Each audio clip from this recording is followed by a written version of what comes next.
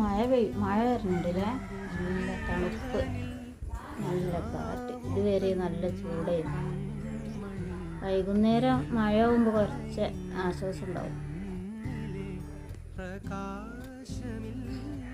എൻ്റെ സജുവ, മഴ അത്രയും പെയ്തോട്ടെ, ഇടി വെട്ടുമ്പോൾ ആണ് എനിക്ക് പേടി. ഇടി വെട്ടുമ്പോൾ ജോടെ കിടക്കലേ ഇങ്ങനെ എല്ലാരും കൂടെ